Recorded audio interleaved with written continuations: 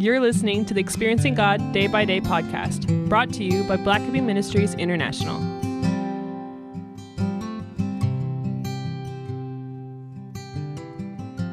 November 7th, tempted by shortcuts.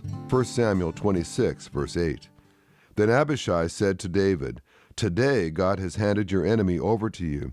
Let me thrust the spear through him into the ground just once. I won't have to strike him twice." You will sometimes be tempted to take shortcuts to your destinations in life.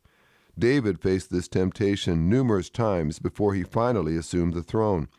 Samuel, God's prophet, had anointed David and prophesied that he would be the next king of Israel. 1 Samuel 16, verses 12 and 13. Yet while David waited on God's timing, he watched in frustration as a crazed King Saul brought the kingdom into jeopardy.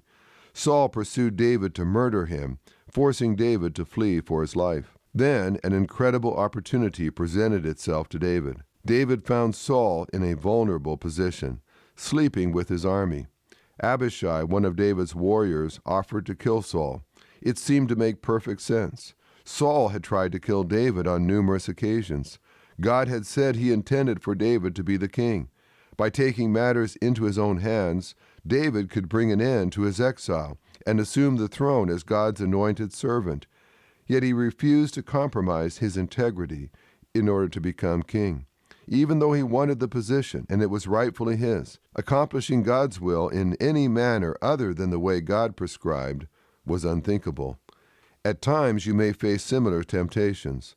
Well-meaning friends advise you to hasten God's will for you rather than waiting upon Him. You may be sorely tempted to take control of your situation, assuming the end will justify the means. These are the times when you must trust God's perfect timing. God may plan for you to attain a certain position or take a new direction, but the timing may not be right. Watch over your heart. Don't allow others to persuade you to compromise your integrity as you follow God's will. This podcast is based on the book Experiencing God Day by Day by Henry and Richard Blackaby, published by B&H Publishing Group, music by Mark Brown.